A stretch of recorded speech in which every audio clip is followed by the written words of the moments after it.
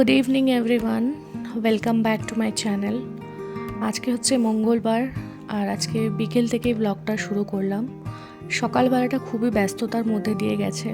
Maximum সকালবেলা কাজ আমি পেন্ডিং ফেলে রেখেই গেছি। আর আজকে মঙ্গলবার যেহেতু আমার হনুমানজির পুজো থাকে, আমি আজকে হনুমানজির ফুল টুল কিছু ছিল না, দ্যাটস ওয়াই আমি সেভাবেও পুজো করে যেতে পারিনি, জাস্ট সন্ধেবেলা করব। আর আজকে অফিসের কিছু কাজ ছিল, যে কাজগুলো করে আমি আজকে তাড়াতাড়ি বাড়ি চলে এসেছি এই 4:30টার মধ্যে। তো তাই জন্য ভাবলাম বিকেলবেলা থেকে ব্লগটা শুরু করি। আর আজকে এক্সট্রা অনেক কাজ আছে, যে কাজগুলো আমি কটা দিন করতে পারিনি। ওর আলমারি গোছানো, আমার আলমারি গোছানোর সঙ্গে ঘর পুরো ওলটপালট হয়ে রয়েছে। তোমরা জানোই, যারা আমার রেগুলার ভিউয়ার্স জানো, মা মারা গেছিলো, তো আমার ওষুধ চলছিল, তারপর অফিস, সমস্ত কিছু নিয়ে আমি একদম ঘেঁটেছিলাম। তো সেভাবে সংসারের প্রপারলি কাজবাজগুলো হয়ে ওঠেনি করা। তো সেগুলোই আজকে একটু গুছিয়ে করব, সঙ্গে তোমাদের সাথে কিছু কথা শেয়ার করব।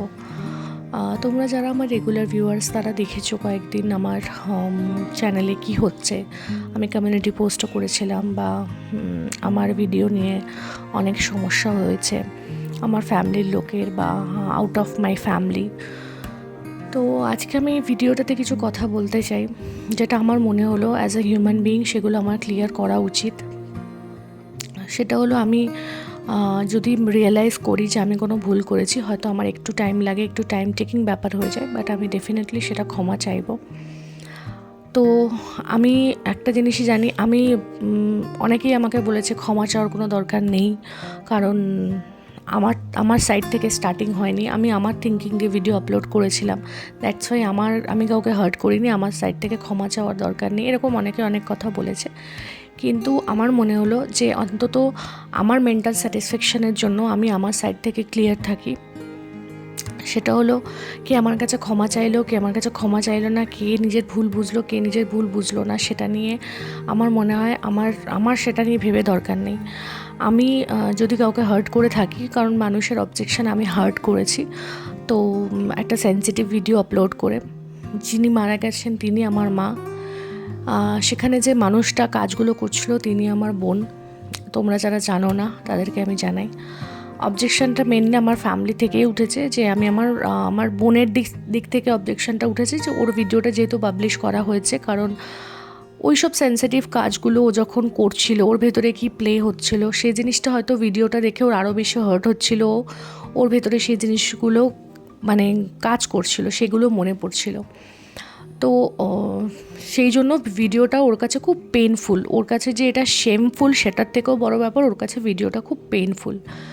তো আমি বুঝতে পারি সিচুয়েশানটা, আই ক্যান আন্ডারস্ট্যান্ড, কারণ ও মায়ের সাথে যথেষ্ট অ্যাটাচ ছিল, ওর কাছে ভিডিওটা সত্যি খুব পেনফুল। আর ওর যে বন্ধুবান্ধবরা ভিডিওগুলো পেয়েছে, আমার ভিডিওটা পেয়েছে, তাদের কাছেও তার বন্ধুর পেনটা অনেক বেশি ম্যাটার করে ডেফিনেটলি। কিন্তু ব্যাপার যেটা হচ্ছে, আমি আমার কোনো ভিডিও কখনো লিঙ্ক শেয়ার করি না কাউকে, সাথে আমার ভিউজ হোক বা না হোক, কারণ তোমরা যারা ইউটিউবে আছো, ওয়াইটিতে আছো, তোমরা জানো এক্সটার্নাল লিঙ্ক থেকে যদি ওয়াচ টাইম হয়, সেটাতে আমাদের চ্যানেলে একটা এফেক্টেড হয়। তো দ্যাটস ওয়াই আমার ভিডিওতে ভিউজ যদি নাও হয়, 20-25টাও যদি ভিউজ হয়, কোনো ভিডিওতে আমাদের এরকম হয় না 20-25টা মাত্র ভিউজ হচ্ছে, তো আমি তখনও অবধি সেগুলো শেয়ার করি না, মানে কখনো এক্সটার্নাল লিঙ্ক শেয়ার করি না। তো ব্যাপার যেটা হয়েছে, যে আমার ভিডিও শেয়ার হয়েছে 12-13 বার, আমার ভিডিও শেয়ার হয়েছে, সেটা আমাকে আমার ওয়াইটি শো করছে যখন উইকলি রিক্যাপ আসে। তো প্রথমত ভিডিও তো আমি শেয়ার করিনি, ভিডিওর এক্সটার্নাল লিঙ্কস যেটা শেয়ার হয়েছে সেটা পার্টিকুলার কেউ একজন, যেটা আমার ফ্যামিলি অবধি পৌঁছেছে। আর আমি একটা মিসআন্ডারস্টুড করছিলাম যে আমার বোনের বান্ধবী হতে পৌঁছেছে, বাট আমার বোনের বান্ধবী পৌঁছায়নি, আমার বোনের কাছে এই লিঙ্কটা অন্য কোথা থেকে এসেছে। আর সেই লিঙ্কটা কোথা থেকে এসেছে সেটা আমি যথেষ্ট আমার ভালোভাবে জানি কে পাঠিয়েছে, কারণ সে নিজের কমেন্টগুলো আমার ভিডিও থেকে ডিলিট করে তারপর আমার বোনকে ভিডিওর লিঙ্কটা পাঠিয়েছে। আর এই সন্দেহটা আমার হয়েছিল অনেক আগেই, কারণ আমি তখন খুব একটা পাত্তা দিইনি, কিন্তু যখন আমি জিনিসটা ভেরিফাই করি, তখন আমি বুঝতে পারি যে ভিডিওর লিঙ্কটা কার কাছ থেকে গেছে, আর যে মানুষটার থেকে গেছে সেই মানুষটা খুবই চালাকির সঙ্গে এই কাজটা করেছে। কারণ মানুষটাকে আমি আর যাই হোক খুব সুলঝা হুয়া ভাবতাম যে খুবই মনের মধ্যে কোনো প্যাঁচ নেই এই টাইপের মানুষ, এই মানুষটার সঙ্গে হয়তো কোনো একটা টাইম কিছু ভুল হয়েছে। তো যখন এই মানুষটা এই কাজটা করেছে, তো তখন তার জন্য আমার যে রেসপেক্টটা ছিল, দেখো রেসপেক্ট একটা মানুষকে করতে না অনেকটা টাইম টেকিং ব্যাপার লেগে যায়, কিন্তু সেই রেসপেক্টটা হারাতে 1 সেকেন্ডও টাইম লাগে না। তো সেই মানুষটা আমার কাছে আজকে একদম মাটিতে মিশে গেছে। কারণ প্রথমত আমি তাকে যথেষ্ট রেসপেক্ট করতাম, আর আমি আমার একটা ওয়াইটিতে রয়েছে, আমি ওয়াইটি প্ল্যাটফর্মে আমি তো ডেফিনেটলি কিছু লুকোচুরি করিনি। আমি ভিডিও আপলোড করেছি, ইভেন আমি আমার দিদিকে সেটা বলেওছি, জানিস তো আমার একটা ইউটিউব চ্যানেল আছে যেখানে আমি মায়ের ভিডিও আপলোড করেছি। আমি সেখানে বোনের ব্যাপারে কথা বলতে গিয়ে খুব ইমোশনাল ফিল করছিলাম। তো তখন যদি আমার দিদি বলতো তোর ওয়াইটি চ্যানেল লিঙ্কটা আমাকে পাঠা, আমাকে তখন ডেফিনেটলি তাকে পাঠাতে হতো।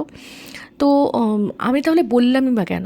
আমি যদি লুকোচুরি কিছু করার থাকতো তাহলে আমি তো আমার দিদিকে বলতামই না। কিন্তু এটাই, আমার দিদি আমার কাছে ওয়াইটির লিঙ্ক চাইও নি, আমার দিদি যদি চাইতো ডেফিনেটলি দিতাম। আমি নিজে থেকে কাউকে আমার চ্যানেলের লিঙ্ক দিই না। ইভেন তোমরা যারা রেগুলার সাবস্ক্রাইবার তোমরা জানো আমি সাবস্ক্রাইবার স্টিকারটা পর্যন্ত দিই না।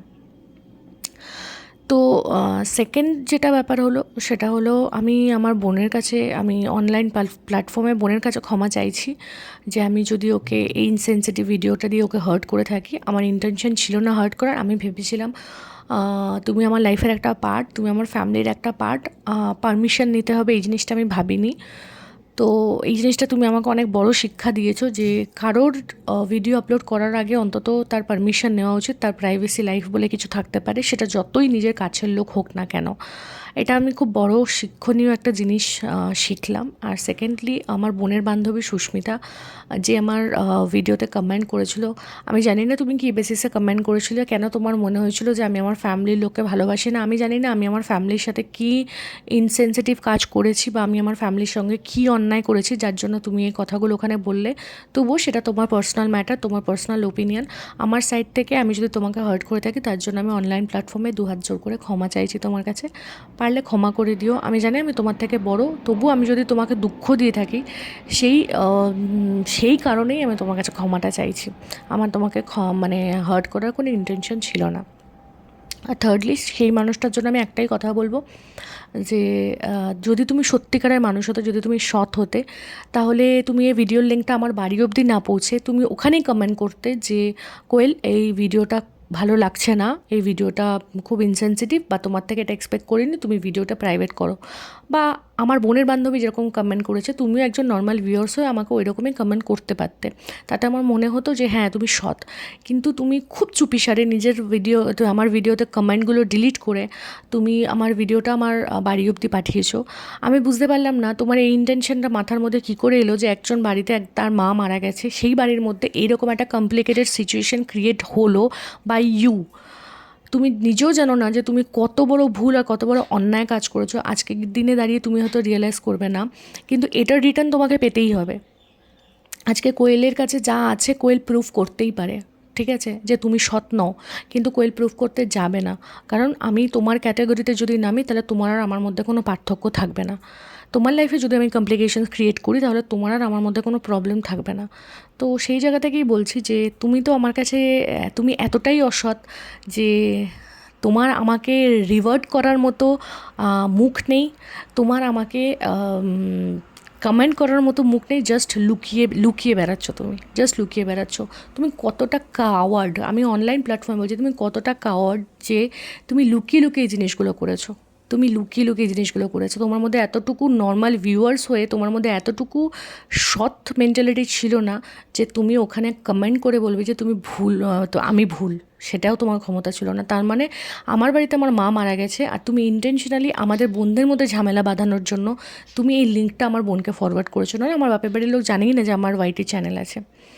তো যাই হোক, এটা তোমাকে আমি অনলাইন প্ল্যাটফর্মে জানালাম যাতে নেক্সট টাইম এরকম কোনো কাজ অন্য কারোর সাথে না করো, কারণ রিটার্ন ঘুরে তোমার কাছেই আসবে। তো আজকের ব্লগটা আমি এখানেই এন্ড করলাম বন্ধুরা।